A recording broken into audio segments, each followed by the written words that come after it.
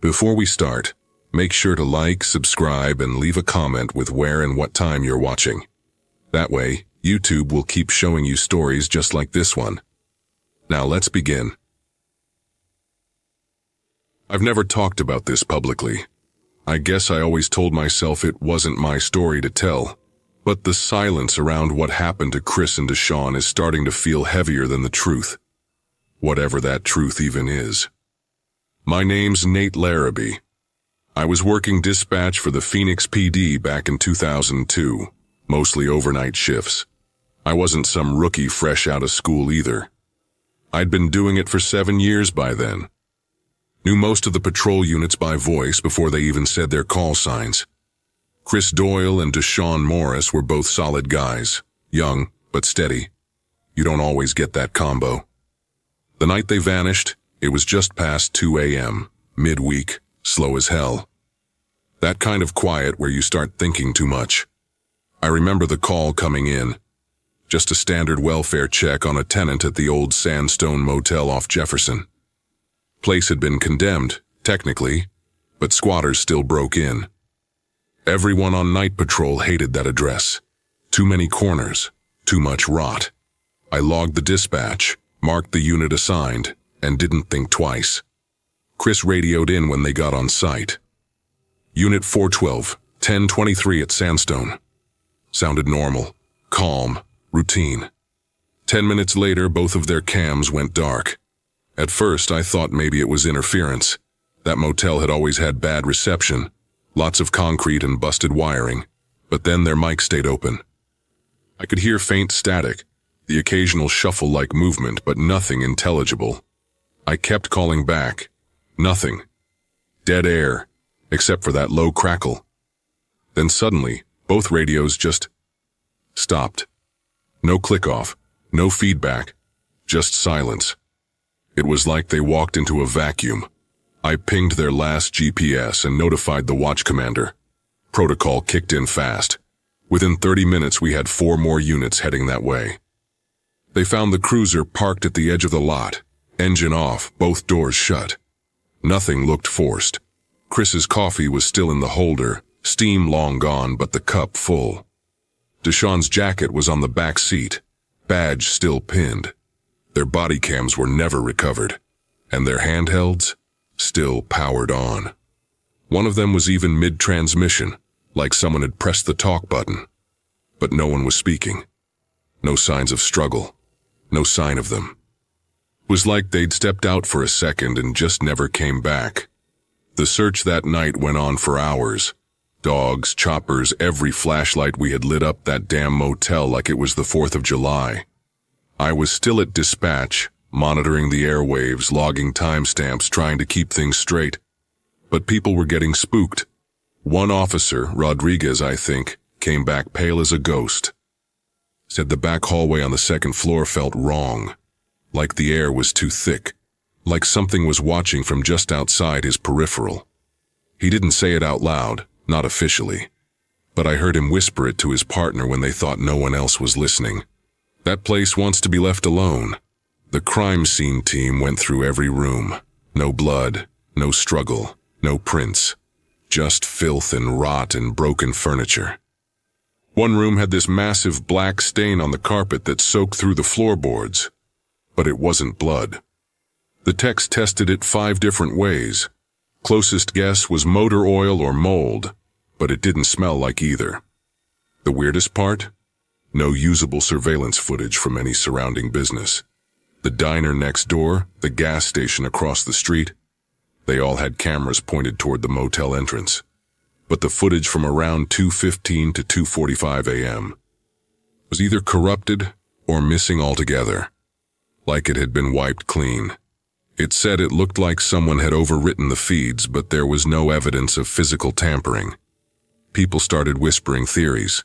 Some said cartel stuff, others talked about serial killers, even ghosts. I just wanted answers. The department kept it tight, like they always do when they don't want panic. Press release said ongoing investigation, but internally it was chaos. We had officers refusing to respond to calls near the motel. One even put in for a transfer out of state. And then, nothing. Weeks turned into months. The case went cold. It was like the earth swallowed them whole. I still had their names flagged in my system, like I was hoping one day they'd radio back in 2 years late and ask what took us so long. Then came the envelope. It showed up 5 months later at Internal Affairs. No return address.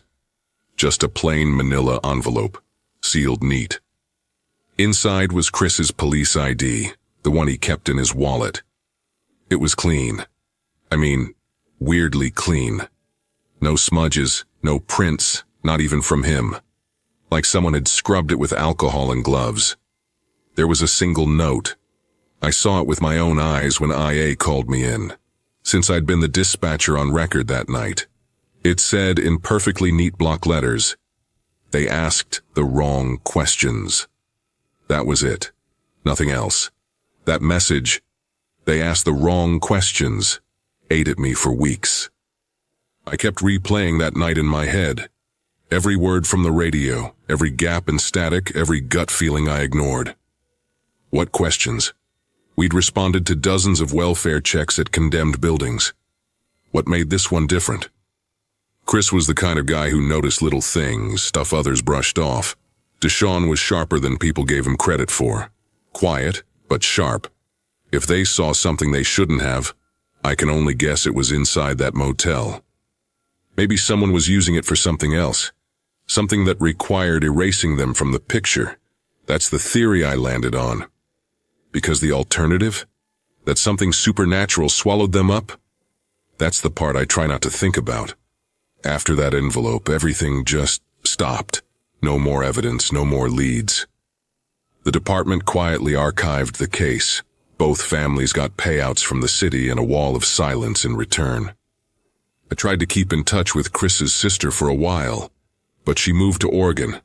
Said she couldn't live in a place where her brother's name was only mentioned in whispers. I don't blame her. As for me, I transferred out of dispatch a year later.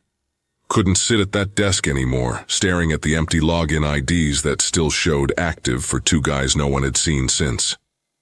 About a year ago, I drove past the Sandstone Motel. It's finally been torn down, leveled to dirt. But I swear, as I passed the spot where their cruiser had been parked that night, I felt it again. That wrongness, like a vibration just under the surface of your skin, like your instincts are yelling to turn around but your brain hasn't caught up yet. I didn't stop, I didn't even slow down, just kept driving until the feeling let go of me. Whatever happened to them, I think that place was part of it. Or maybe it was something hiding inside it. Either way, they were right to be afraid. To this day, every time I hear static on the radio, just a little crackle between stations, I freeze for half a second. Part of me still thinks I'll hear one of their voices cut in, confused and tired, asking if anyone's out there.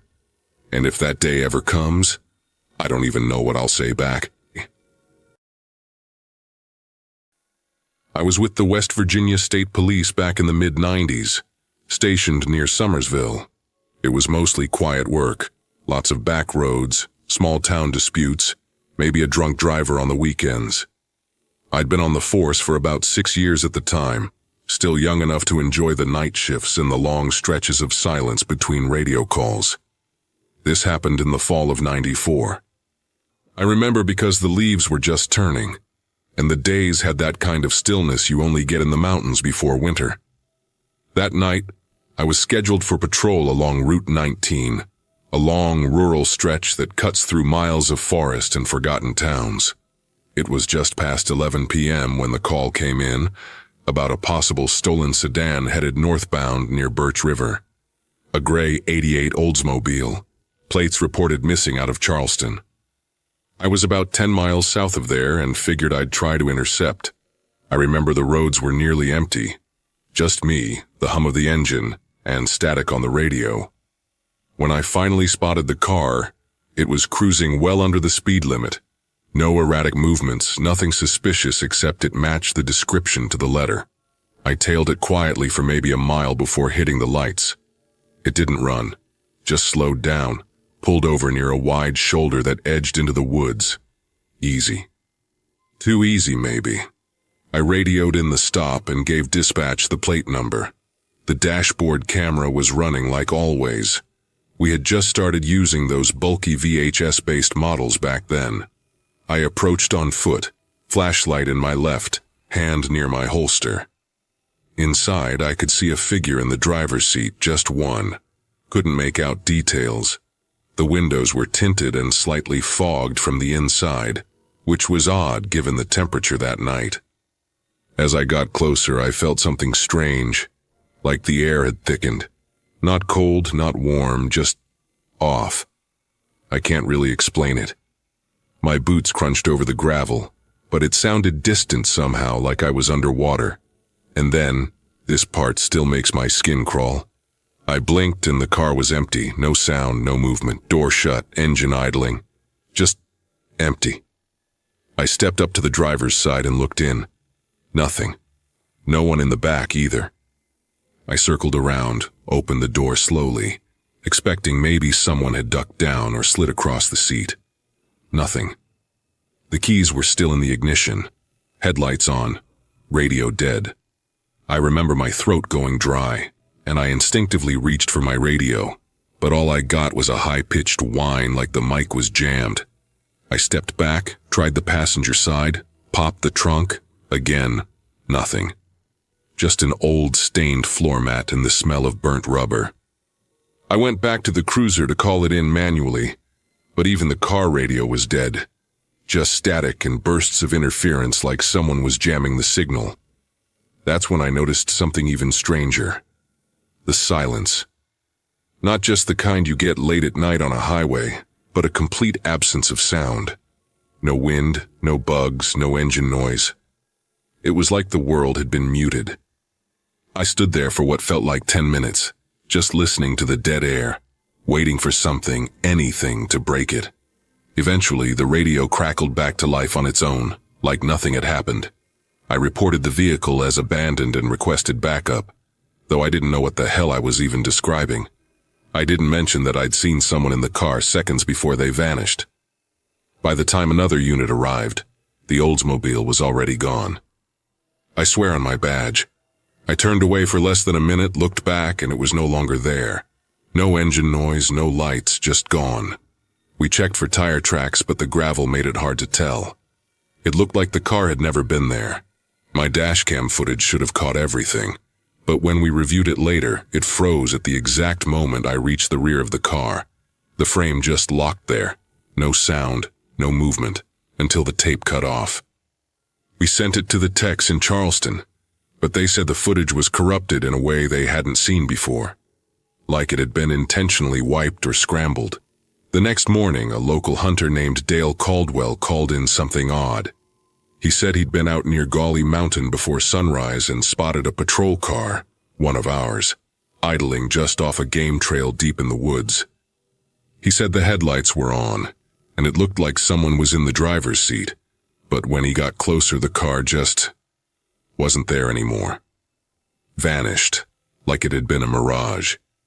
He swore he wasn't drunk or tired, said he'd gotten a good look at the markings on the car. It was one of ours, no doubt.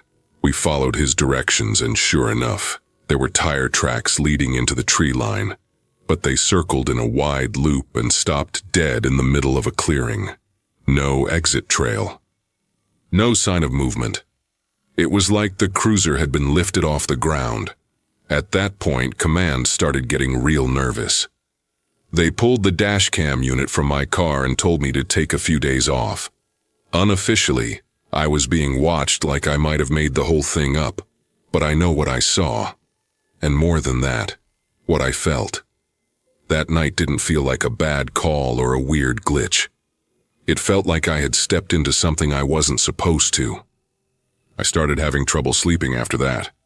I'd wake up thinking I heard a radio squelch or tires on gravel outside my window. But when I checked, there was nothing. Just that same cold, still air from the night it all happened. A week later, they found the stolen Oldsmobile abandoned on a dirt road about 10 miles from the original stop. It was parked perfectly, like someone had just stepped out to stretch their legs and vanished. The weirdest part? It was spotless. I mean, wiped down to the bone. No prints, no dirt in the wheel wells, no hair, no dust, nothing. Even the plates were clean, almost like it had come straight from a showroom. They towed it in and ran every kind of test we had back then, but it gave us nothing. It was a dead end, and when I say that car was clean, I don't mean just physically. It felt sterile, like it didn't belong out there, like it never had. I talked to Dale again a few days later. He said he went back to that clearing and found something he hadn't noticed before. A circle of dead pine needles, perfectly round, about 10 feet wide, right where the tire tracks had stopped. He said the center smelled like ozone and old pennies. I drove out there on my own that night against better judgment just to see it, and it was real. That ring was there. The smell, too. I didn't step inside it. I don't know why, but something in my gut told me not to. It was like standing on the edge of a place that didn't want you. That didn't care if you came back. After that, I asked to be reassigned. Got moved to desk work out in Clarksburg. I never filed a full report, not the real one anyway. The official paperwork just says, suspect fled scene. Dash cam malfunction. Vehicle later recovered. I guess that's technically true. But what happened on that road didn't feel like anything human. And it didn't feel like something I was supposed to be part of. I kept thinking about the moment I blinked, and that car went empty. Like I had stepped over an invisible line. Like whatever had been in that car knew I was coming, and waited until I was close enough to feel it leave. It's been over 30 years now, and I still don't have an answer. I've read some things online, similar cases, weird disappearances, cars found abandoned without reason. Most people chalk it up to stress or imagination.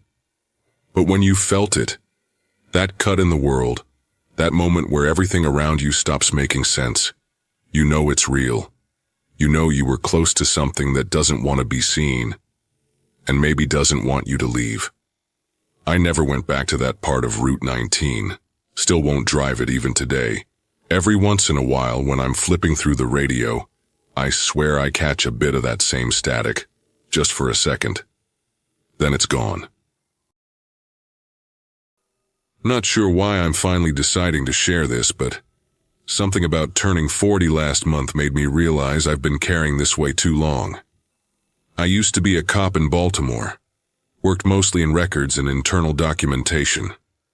Paper pusher, if we're being honest. It was 2018 and I'd been recently transferred from administrative to evidence audit. My job was to help digitize old logs, clean up old paper trails, box up stuff no one had looked at in decades. It was boring, quiet. Safer than patrol. I took the gig thinking I'd coast through to retirement without much fuss. But what I found that spring changed how I looked at the badge. And some nights, I still don't sleep. The evidence room I was working in was buried in the lower level of a building on Pratt Street. A narrow, windowless space they nicknamed the Crypt. It smelled like damp cardboard and old ink. Some of the boxes dated back to the 80s, held together by yellowed tape and faded handwriting. I was assigned to comb through files from 91 to 95, making sure everything was scanned properly and still in place. Most of it was routine: bagged clothing, dusty Polaroids, cassette tapes with peeling labels. But on March 12th, I opened a box labeled Case 93047A Maria Lopez. Except what I found inside didn't match the victim's name. The contents were a rape kit, swabs, slides, clothing samples. But the report attached listed a different woman entirely. Janice Freeman. I'd seen her name before. That case had been closed in '93. According to records, it was dismissed after insufficient evidence and failure to cooperate.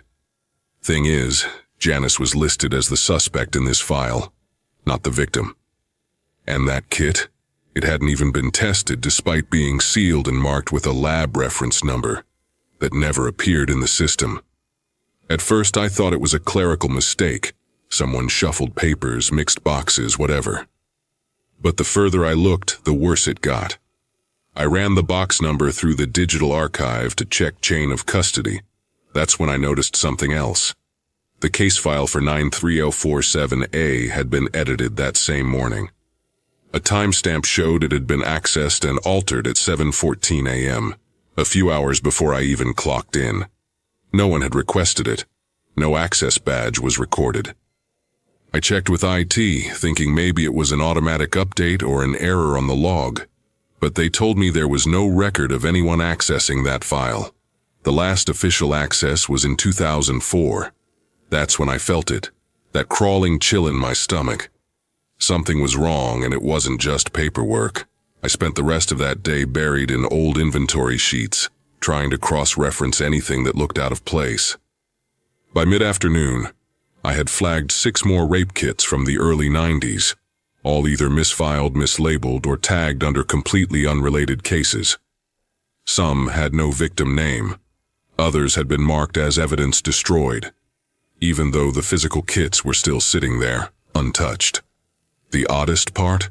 Every single one was linked, directly or loosely, to officers who were either retired, deceased, or quietly reassigned out of state. I wrote everything down in my audit log and brought it to my supervisor, Carla. She told me, without even reading it, to hold off on escalating and to leave the kits where I found them. That's when the pit in my stomach started turning into something sharper. The next morning I got to my desk around 6:45 a.m. I was always one of the first in. But something was off. My chair was slightly pulled back. The drawer where I kept my badge and notebook was ajar. And sitting right in the center of my keyboard was a folded piece of printer paper. No envelope. Just a single sentence, typed in bold black letters. Let the past stay buried. No name, no signature, no date. I didn't touch it. Just stared at it for a long time, like it might vanish if I blinked hard enough. When I finally showed it to Carla, she said it was probably some dumb prank, and that I was letting the files get to me. She tossed the note in the shred bin without even raising an eyebrow. I remember feeling like I'd swallowed a rock. That paper felt more real than anything I'd logged in weeks. That afternoon, the access to the evidence room was restricted. My keycard stopped working at the lower level. When I asked Carla, she said the review had been paused, and we were being reassigned to a new unit digitizing parking citations. Just like that. No explanation. I asked if this was related to the rape kit mismatches. She said nothing. Just kept typing like I hadn't spoken. That silence, that intentional silence, scared me more than the damn note. I went home early that day, paranoid that someone was following me in the parking garage. I even took 3 different routes home, checking my mirrors like I was suddenly in some bad movie. But that night was the breaking point. Around 10 p.m. I was sitting on the couch flipping channels when I heard my front doorknob rattle. Not knock, not jiggle. Rattle. Like someone was trying to turn it quietly, like they didn't want to be noticed. I froze. I live alone. No roommates. No guests. The porch light was on, but when I crept to the peephole, no one was there. Just my empty front steps. I stood there holding my breath until my chest hurt. Then I saw it. A dark figure just at the edge of my lawn, standing under the streetlight. Still. Too still. Like they were waiting for something. I blinked once and they were gone. I barely slept that night. Every creak in the house, every distant car door, sounded like someone creeping back up my steps. The next morning I tried to report what had happened. The note, the door, the figure outside. But internal affairs barely let me finish. The officer I spoke with, some guy named Reynolds, jotted down a few lines and then cut me off with a polite but firm, "We'll look into it." That was the last I heard from them. No follow-up, no incident report, nothing. A week later, when I called back, they claimed they had no record of my complaint. I checked the official log myself. My statement was gone. Just scrubbed. I wanted to dig deeper, but every door I knocked on seemed to close before I even got there. I contacted the lab that supposedly handled the evidence kits. They said they'd never received half the IDs I gave them. I tried reaching out to the families of the original victims, but most had moved, disconnected their numbers, or passed away. One woman, I won't name her here, answered and immediately hung up when I told her who I was. Another caller ID I traced back to the widow of one of the implicated officers. She answered just long enough to whisper, "Don't call here again," before the line went dead. It was like trying to pull a thread from a sweater that someone had already burned. In May of that year, I resigned. Officially, it was personal reasons. Unofficially, I just couldn't take the feeling that every time I walked into that building I was being watched. Not in the obvious way, not security cameras or coworkers, but in that bone-deep way where your instincts start whispering, "Get out." And maybe I was scared of what I'd find if I kept going. Maybe part of me realized that the people who buried those cases knew exactly what they were doing, that they had help. That whatever was buried down there wasn't just old paperwork, it was intentional. I've kept copies of everything I could, scans, screenshots, even photos of the mismatched kits before they sealed the room. I don't know what I'm supposed to do with it. Some nights I still think about sending it to a journalist or an independent watchdog, but then I remember that note, the one on my keyboard, and the look in Carla's eyes when she told me to drop it. It wasn't apathy. It was fear. Real, cold fear. Like she'd already seen what happened to people who didn't let the past stay buried. I've moved since then. Different state, different job. But sometimes, when I take the trash out late at night or walk to my car before dawn, I feel it again, that heavy stillness, like someone's watching, like someone remembers. I'm not really the kind of guy who posts stuff online, especially not something like this. But lately I've felt like I need to talk about it somewhere. Maybe someone else out there has gone through something similar. I've been with the NYPD for nearly 11 years now. I'm not a rookie. I don't scare easily, and I've seen more than my share of weird shit. But nothing, and I mean nothing, has ever messed with my head the way this did. It happened last fall, when the nights started getting colder and the department was dealing with a bunch of unrelated calls that, in hindsight, maybe weren't so unrelated. I was assigned to the 105th Precinct in Queens at the time, working mostly day shifts so I could be home with my son in the evenings. The first time I heard about the black SUV was during a morning briefing. One of the guys, Officer Medina, mentioned that dispatch had logged 4 separate calls in just a few days. All about the same vehicle, same description. A matte black SUV, tinted windows, no visible damage, and always circling the same few blocks in Springfield Gardens. All 4 callers described the same license plate, down to the digit. But here's the thing. The plate they gave came back as impounded. Vehicle towed and locked up in a storage lot in Brooklyn. That didn't sit right with any of us, but we figured maybe it was a stolen plate or someone copying an old one. It happens. That would have been the end of it, except more calls started coming in. A lot more. Different people, different neighborhoods, always the same vehicle. One elderly guy even claimed the driver slowed down when he made eye contact and smiled at him, but said he couldn't see the man's face, just the shape of a head in the shadowed driver's seat. We pulled traffic cam footage from a couple of streets where people swore the SUV had driven through.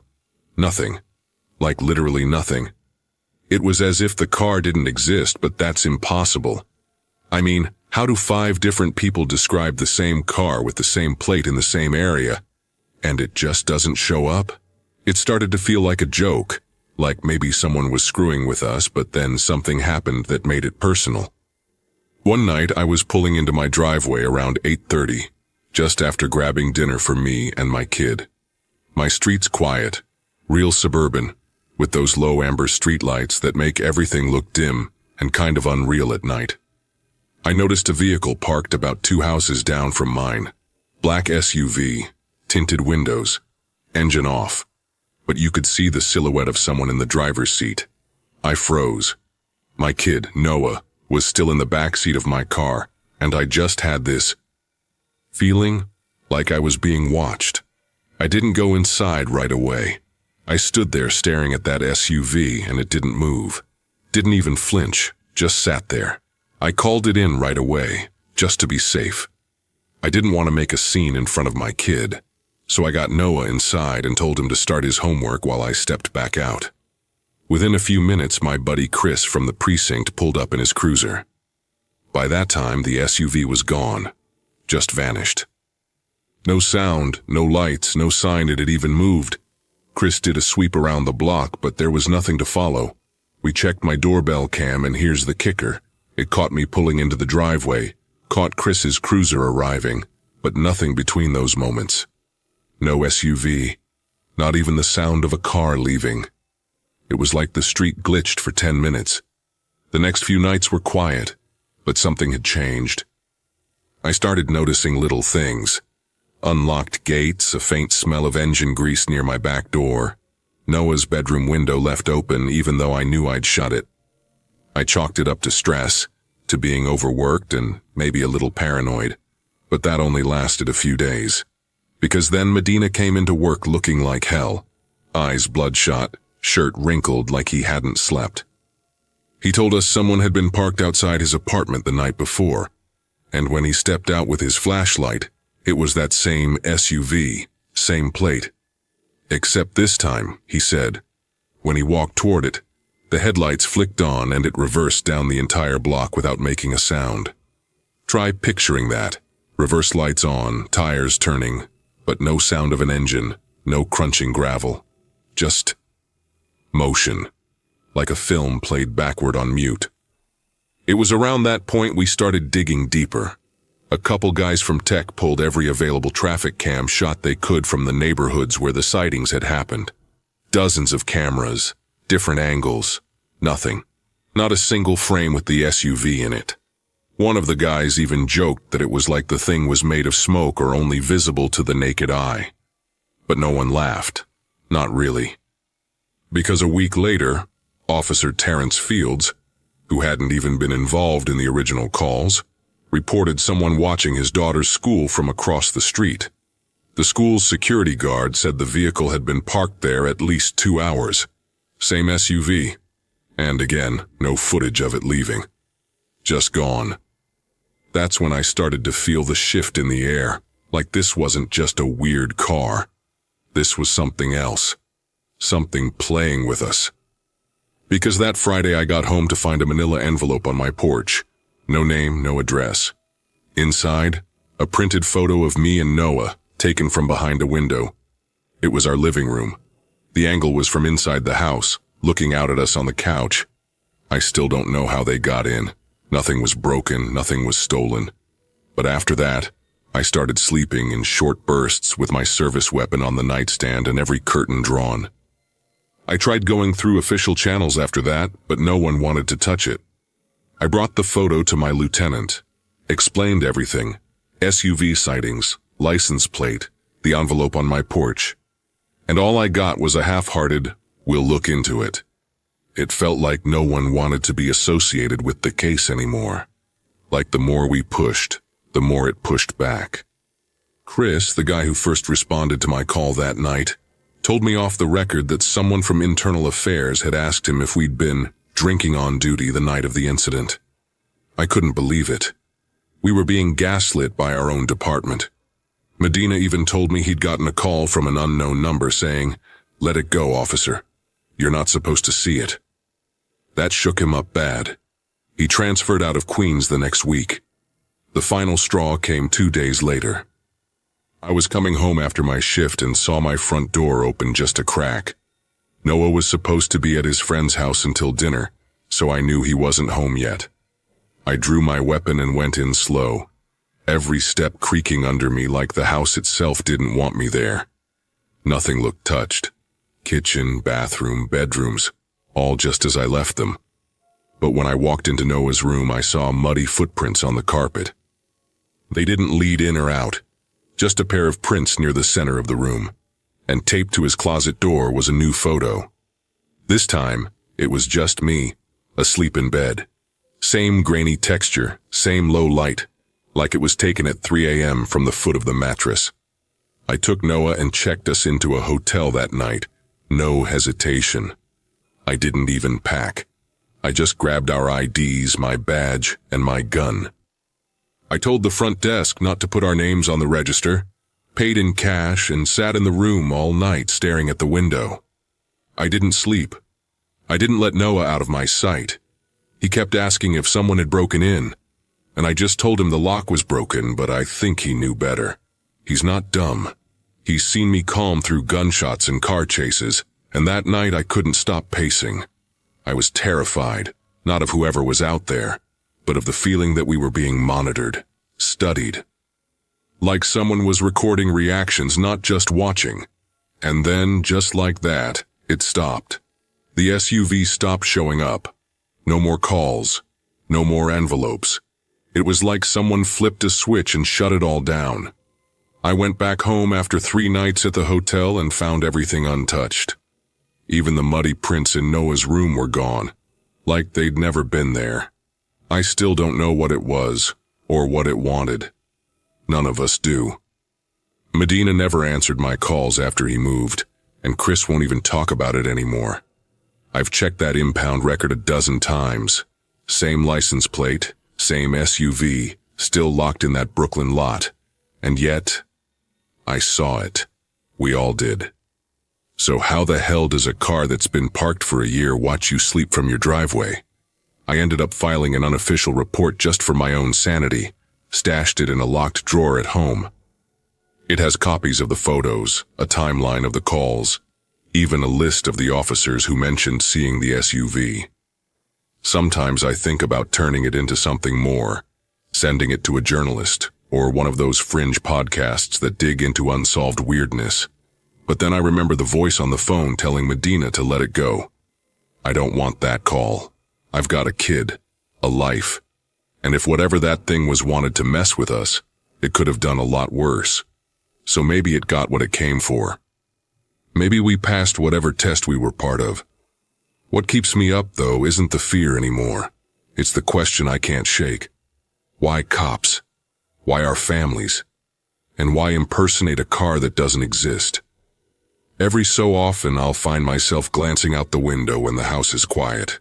Not because I think I'll see it, but because a small part of me wants to. Just so I'll know it wasn't all in my head, but it never shows up. Not anymore. Whatever it was, it's gone. For now. Back in 2016, I was working as a digital evidence analyst for the LAPD. My name's Emily Carter, and I'd been with the department for 7 years at that point. Most of my work was tedious but predictable. Reviewing security footage, parsing timestamps, making sure nothing slipped through the cracks. I lived alone in a small apartment off Sunset. Nothing fancy. Just a 1-bedroom unit with creaky pipes and 2 thin walls. It wasn't the best part of LA, but I liked the anonymity. I kept to myself, didn't host many people, and usually brought work home because the quiet helped me focus. At the time, I was handling a string of break-ins in a strip of residential buildings near downtown. Nothing too dramatic, just some stolen electronics and forced entries. But the pattern was weird. Every victim lived within 3 blocks of each other. That's what raised the red flag. One night I brought home a hard drive containing raw CCTV pulls from the alleyways and parking structures near the latest burglary scene. I had a system for this. I'd throw on some tea, set the footage to play on my second monitor, and scrub through with a notepad in hand. But about 20 minutes into it, I noticed something I couldn't explain. One of the folders labeled Cam 23 Park North didn't show the exterior of the complex like the others. Instead, it showed the inside of someone's apartment, specifically a small kitchen with a fridge covered in magnetic poetry and a blinking router in the corner. The camera angle was wide, almost like it had been installed in the ceiling. The timestamp matched the night of the reported break-in. I thought maybe someone mislabeled a file, or a tenant had their own camera and submitted it. But there was no accompanying report or mention of private surveillance. And yet, there it was. Thinking it might be an isolated mistake, I dug deeper. Another file, Cam 26 garage looked like it should have been from the garage entrance. Instead, it showed a dimly lit bedroom, unmade bed, a floor lamp in the corner. No one was inside. Just silence, and a faint hum from the AC unit. What rattled me was that I recognized the lamp. Not exactly, just the kind. That particular model was sold at a local home goods store I'd been to a dozen times. It was cheap, forgettable, but specific. When I cross-referenced the victims of reported break-ins with the file names, my stomach dropped. Every clip seemed to correspond to someone who'd had their apartment burglarized in the last 6 months. And the footage wasn't from hallway cams or entry points. It was all from inside the apartments. No consent, no paperwork, nothing in the system. I contacted our IT division the next morning and asked for a trace on the footage origin. I framed it as a possible misfiling issue, didn't want to raise alarms without more proof. A guy named Marcus from Systems ran a metadata scan on the hard drive. I remember the pause in his voice when he said, "There's nothing. No record of these being pulled, logged, or even existing on our network before now." I thought maybe the footage came from private security systems that weren't properly documented, but none of the residents had mentioned that in their reports. And the weirdest part? The files were clean. No signs of tampering, no corruption. Just eerie, perfectly intact footage from places we had no reason or right to be watching. I couldn't let it go. That same night, I took the drive home again, this time more obsessed than cautious. I started opening every folder, Cam 27, Cam 28, Cam 29, like peeling layers off something rotten underneath. Each one was another apartment, another unsuspecting resident. Most were empty when recorded, but some weren't. One showed a man sitting on his couch, flipping through a newspaper, completely unaware of the small black dot blinking faintly behind his bookshelf. Another showed a woman brushing her hair in the mirror, seen through an angle that could only exist if a camera had been installed behind her medicine cabinet. My skin crawled. These weren't smart cams. This wasn't Nest or Ring. The feed quality was too clean, too smooth, and the angles were too perfectly chosen to be amateur setups. I knew surveillance. This was deliberate. I kept a notebook by my side, logging everything.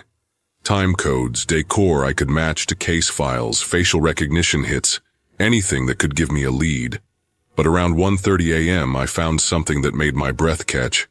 A file buried under a mislabeled folder, Cam 34 dump, showed my apartment, my living room. Same sagging couch, same coffee stain on the armrest. The clip was from 3 days earlier. It was daytime, and I was gone. I had worked a double shift that day. But there it was. The camera caught the entire apartment from a high corner near the ceiling fan. I never installed a camera. I never even bought one.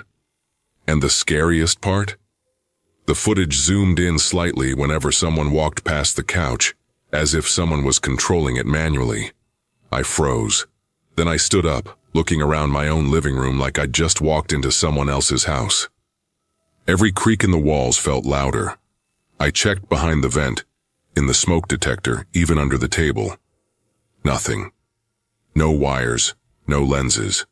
Just drywall and dust. I pulled up the building's maintenance records the next day using my department login. The system showed a software update run by building management about a month prior. But when I clicked to view the logs, they were gone. Not just deleted, scrubbed. Like someone went in with admin access and erased everything clean. I called the building office.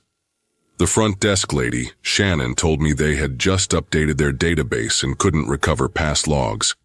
She sounded sincere but also confused, like she didn't really understand what I was asking. At this point, I was too deep to back out. I stopped bringing the hard drive to the department. Instead, I made encrypted copies and kept them on a USB hidden in my coat lining. I started walking different routes home, checking over my shoulder, even sleeping in my car some nights. Not because I thought someone was following me, because I knew someone had already been inside. I couldn't shake the feeling that whoever had set this system up wasn't just watching residents. They were watching people who reported something. People like me. I started going through the break-in victims again, looking for a pattern. That's when I realized every single one of them had filed a report that mentioned something weird, something that didn't make sense.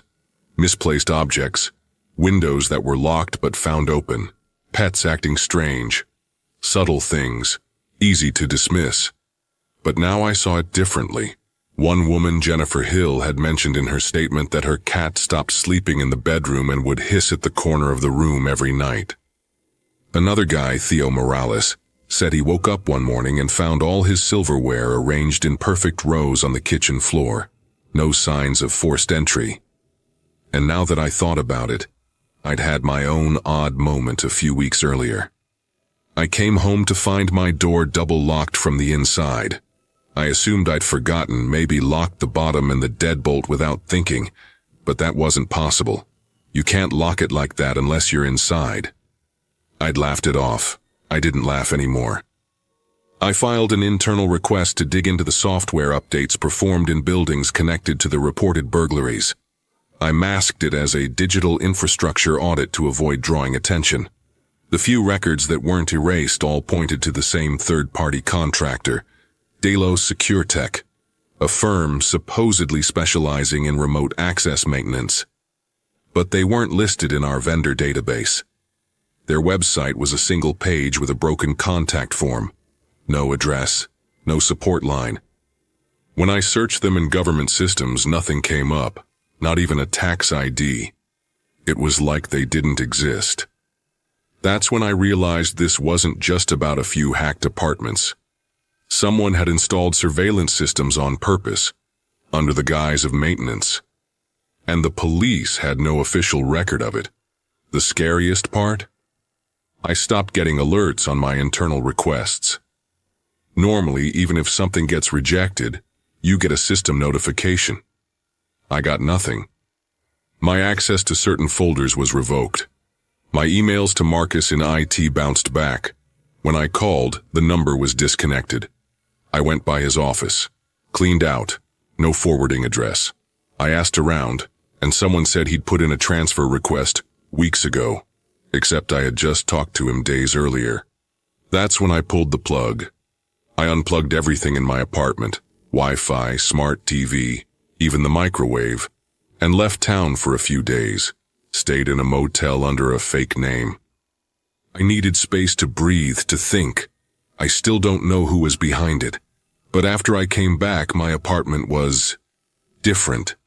Not visibly, but I could feel it, like someone had reset the space. My plants were watered, which I never asked for.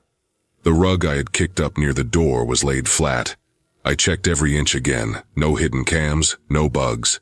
I installed my own signal detector, paid for with cash. Nothing came up. A week later, all the strange folders disappeared from my backup drives. One by one, like they were never there. And the original hard drive, it overheated and died the same night. I hadn't even plugged it in. I ended up transferring out of digital evidence review within the month. I never filed an official report. I didn't trust the system enough to. But I left a burner drive in a safe deposit box just in case. It has some of the screen captures and file names. Not enough to prove anything, but enough to remind myself I'm not crazy. To this day, I still check the corners of every room I walk into, and I haven't lived in an apartment since. I'm Detective Ethan Rowe, Chicago PD, assigned to District 12. This happened 2 years ago in late spring, May, I think, but the chill from that week still sticks to my skin. Back then I was 38, clean record, 12 years on the force, married, 2 kids, and a solid reputation in the precinct. I wasn't some beat cop just coasting. I was one of the guys who actually sat in the internal meetings when we approved the precinct's pilot use of facial recognition software. That detail haunts me now. It started off simple, matching footage from corner stores and traffic cams to repeat offenders. Nothing intrusive, nothing scary. But we didn't realize how fast that simple tech could turn on us. The first time it happened to me, I was in the break room pouring stale coffee when my captain walked in. red-faced, holding a tablet. He didn't say anything at first, just handed it over. On screen was a still image from a liquor store robbery. The timestamp read 2:17 a.m., 3 nights prior. The suspect, caught mid-stride, had my face. Not someone who looked like me. My face. Same mole under the jaw, same jacket I'd lost months ago. Even a little scar over the eyebrow that I got in college. I laughed at first. "That's AI glitching," I said. "Right?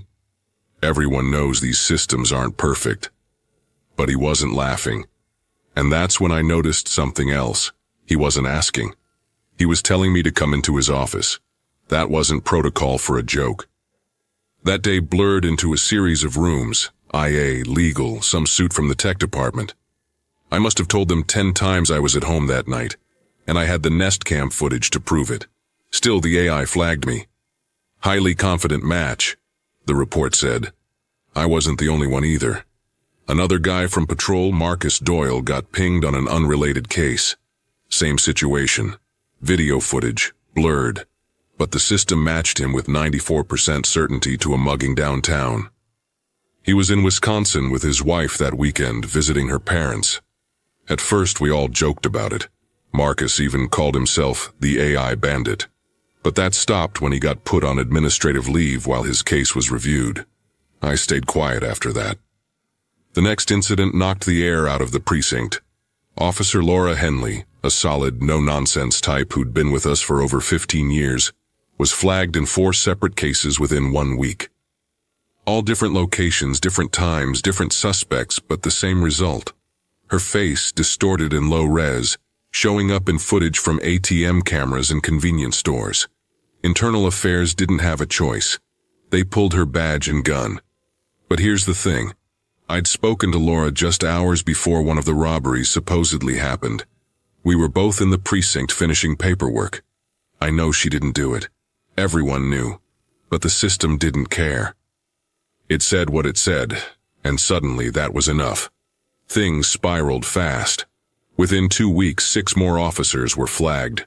All of them had alibis, some backed by GPS logs, witness accounts, even city-issued dashcam footage showing they were miles away from the crime scenes. But the system kept insisting otherwise. What made it worse was the quiet shift in how our superiors started reacting.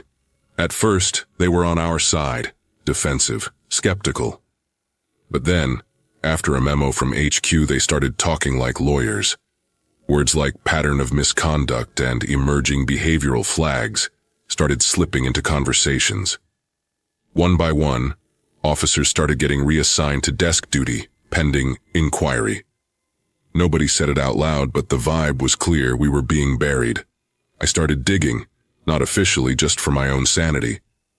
I logged into the internal portal where case footage was stored, hoping to compare the flagged videos with our old system's archives. That's when I noticed something deeply wrong. The videos where I was supposedly caught, they didn't just show my face. They had audio now, scratchy clips of someone shouting during the robbery. But the voice wasn't mine. It was off, too flat, too mechanical. And the more I played it back, the more I realized it was a voice clone. I'd heard about those online, but never thought I'd hear one mimicking me in an evidence file. When I tried to export the file for backup, the screen glitched and kicked me out of the system. I wasn't supposed to see that. I went to a guy I trusted, Paul Yates, a tech who worked back-end support before the precinct outsourced everything. I told him I thought the footage was being altered. He looked at me like I was nuts at first, but when I showed him a few clips I'd managed to screen record on my phone, his face drained of color. He recognized the metadata structure. It wasn't standard issue. It came from a third-party patch he said he'd warned the department about 6 months earlier. They pushed a silent update through a vendor nobody ever vetted, he told me. Said it was just a security patch. He pulled up a list of access logs from the last month and spotted a dozen weird entries. Activity under officer IDs of people who weren't even on duty those days. It was like someone was building fake timelines. Only we couldn't tell who. That night, Paul tried tracing the vendor's server location from the install file. He looked spooked. The trail bounced through 4 countries before hitting a dead end in a data farm in Ohio, registered to a shell company with no real employees, no physical office. The next morning he didn't show up to work. I called his phone 6 times, straight to voicemail.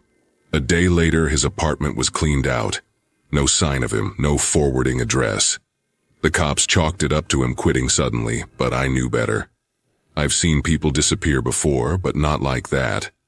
Not someone mid-investigation. Whatever we were digging into, it didn't want to be found. I started keeping copies of everything, photos, voice clips, timestamp anomalies. On a flash drive I didn't even trust leaving in my apartment. I'd leave it in the glove compartment of my wife's car, under the lining, switching vehicles every couple of days. That's how paranoid I got. The deeper I looked, the more I noticed strange overlaps. Multiple flagged officers all showing up at crime scenes where body cam footage mysteriously failed to upload. Reports that were filed and then silently edited days later. One guy, Officer Nguyen, swore he never even entered a building where a robbery took place. 2 weeks later, a digital signature of his radio pinged inside that exact building, only it was a copy-paste log entry. Whoever was behind this wasn't just setting us up. They were rewriting our movements like editing a Google Doc. The final straw for me came when a civilian complaint showed up in my file. A woman claimed I shoved her during a traffic stop. That would have been routine, except the stop never happened. There was dashcam footage showing her car pulling over, but instead of me, it showed someone in uniform who looked like me from the side. My badge number was read out over dispatch, but I'd been at home with my son that night, helping him build a volcano for school. I called my captain, desperate, and told him to check dispatch records. I begged him. And that's when he told me I was being placed on unpaid leave, pending an official misconduct review. "It's out of my hands, Ethan," he said. "The system's confident." Confident. Like that meant anything anymore. I took what I had to the press. Not the big stations, they wouldn't touch it. But a smaller independent paper agreed to meet.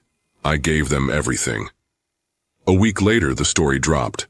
Chicago PD's facial recognition software is framing its own officers.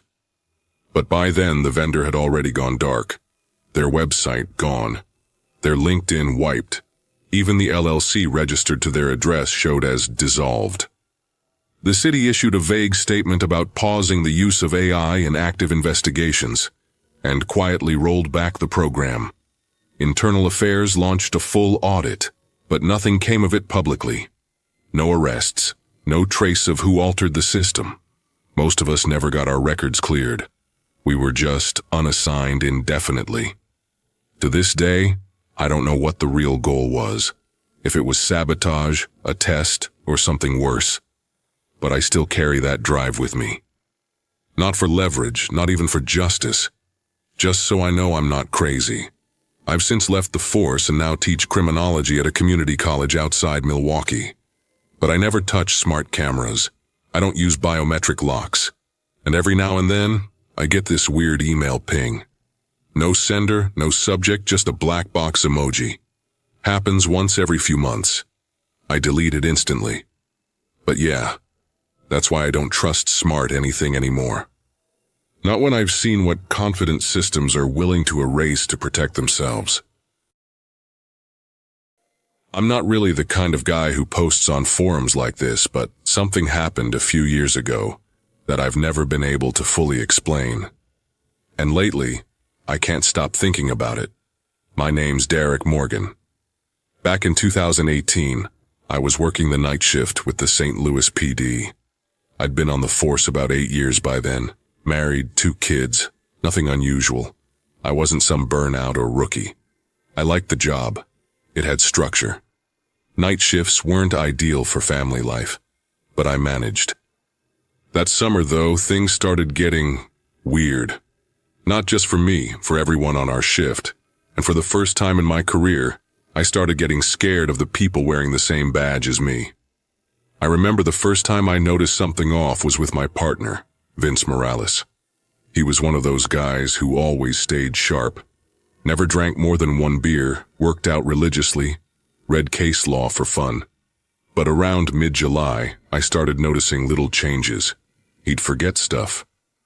Small things at first, misplacing his cuffs, forgetting the code to unlock the cruiser gate. Then it got stranger. One night he drove through a red light at a busy intersection without even blinking. When I called him out, he just smiled and said, "Did I?" That look in his eye, it was like nobody was home behind it. Cold, flat. I laughed it off, but something about it stayed with me. Over the next week or two, it wasn't just Vince. Everyone on night patrol was showing signs. Johnson, who used to hum old blues songs under his breath every night, went dead silent. Maria Tran, who never broke protocol in 5 years, charged into a bar fight without backup. Our lieutenant started mixing up names and forgetting what calls he'd assigned. A few of us joked about night brain, blaming it on bad sleep or the heat wave. But it wasn't just fatigue. It felt like a layer of something had settled over everyone, like this collective fog. People were quicker to anger, slower to respond. I even saw one officer laugh when a guy pulled a knife on him. That wasn't bravery. That was something else. By early August, my own sleep was wrecked.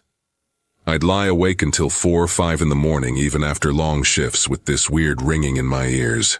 Not loud, more like a low, vibrating hum. Almost like a dull heartbeat inside my skull. I couldn't focus. I forgot to pick up my daughter from daycare one afternoon, and didn't realize until I saw my wife's text 2 hours later. That had never happened before. I started keeping a notebook to write down basic stuff. Groceries, appointments, which nights I was on call. One night I wrote something down in the dark, and when I looked at it the next morning, I couldn't read it. It wasn't sloppy. It was gibberish. Like my brain knew the letters but didn't know how they fit together anymore. Around that same time, a few of the officers' spouses started raising concerns. One guy, Mark Holloway, had his wife show up at the precinct in tears because he'd come home at 3 a.m. and just stood in their kitchen for an hour staring at the microwave. Didn't speak, didn't move. She thought he was having a stroke, but the ER doc said he was fine, just disoriented. Another partner told me she caught her husband watching their baby monitor with the sound off, over and over, like he was waiting for something to happen. A few of them, myself included, started to feel disconnected, like emotionally flat. I remember my son scraped his knee in the driveway and came running up to me crying, and I just stood there, not cold, not panicked, just blank. I didn't even hug him. Then came the memo. It wasn't official at first, just a printed page slipped under a door at the station. No sender, no stamp, just a simple line at the top. Internal notice, St. Louis Dept of Health, unverified findings. It mentioned possible side effects linked to prolonged exposure to the new body cams we'd started using that year, part of a federal tech grant. Most of us thought the upgrade was a good thing at first. The devices were sleeker, lighter, and supposedly had built-in environmental sensors for officer safety. But according to that document, the cameras emitted low-frequency pulses at night, something about adaptive infrared cycling. I didn't fully get the science, but the memo mentioned mild neural inflammation observed in several night officers during routine checkups. That was enough to make my stomach drop. What really got me was the mention of emotional blunting and memory disruption. I hadn't told anyone about the stuff I was going through, the mental fog, the detachment, the scrambled writing, but reading those words felt like someone had been inside my head. I brought it up to Vince the next night, and he just stared at me and said, "You too?" That was when I realized this wasn't stress. It wasn't lack of sleep. Something was doing this to us. The memo said testing was still ongoing, and that the city had no current plans to halt deployment. I felt sick. Like we were rats in some experiment nobody told us about. That night, I made the decision to stop wearing the body cam altogether. I clipped the harness on like usual, but left the device in my locker. No one noticed. We were too deep in our own heads at that point. That shift, for the first time in weeks, I felt present. Not 100%, but better. More alert. I could taste my coffee again. I remembered to lock the cruiser. I even cracked a joke during dispatch and actually meant it. It sounds small, but after what we'd all been going through, it felt like climbing out of a hole I didn't know I'd fallen into. Over the next few nights, I quietly told a few of the others what I'd done, ditching the cam, and suggested they try the same. Most of them looked at me like I was crazy, but 3 guys did it, and all 3 reported the same thing. The ringing stopped, their sleep got better, and they started feeling like themselves again. We kept it quiet. There was this unspoken fear that if the department found out, we'd get reprimanded or worse. It wasn't just about breaking protocol. It was the sinking realization that they knew. Someone up the chain had to know what these things were doing to us, and still chose to keep them strapped to our chests night after night. Then, about 2 weeks after I stopped using mine, a new memo came down, official this time. It said the body cams would be temporarily pulled for a firmware update. No explanation, no admission of fault. Just a polite note saying we'd go without them for a few shifts while technical adjustments were made. But we noticed something strange. The night after the cams were pulled, almost everyone showed up early. Nobody looked half dead anymore. Conversations came back. People were joking again. Maria Tran brought donuts for the first time in a month. I swear, the entire station felt like it had been snapped back into place. Like we'd all woken up from some fog we didn't know we were in. But not everyone came back from it the same. Vince? He got pulled from patrol entirely. Something in his evaluation flagged a persistent detachment response, whatever that means. Holloway ended up quitting the force, said he didn't feel safe being around people anymore. Me? I stayed a few more months, but it wasn't the same. Every time I passed the tech room or saw one of those little black devices being charged, I felt a chill crawl up my spine. I started dreaming about red lights blinking in the dark. Dreams where my own voice would repeat things I hadn't said. I eventually transferred to a community liaison role. Less stress, no night shifts, and, most importantly, no cams. I never got a full explanation. Nobody from the city or the feds ever came clean about what exactly those pulses were doing to our brains, or why no one stopped it sooner. But I know what I felt.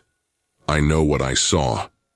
And if you ask me today whether I think it was just bad tech or something more deliberate, I honestly don't know what scares me more.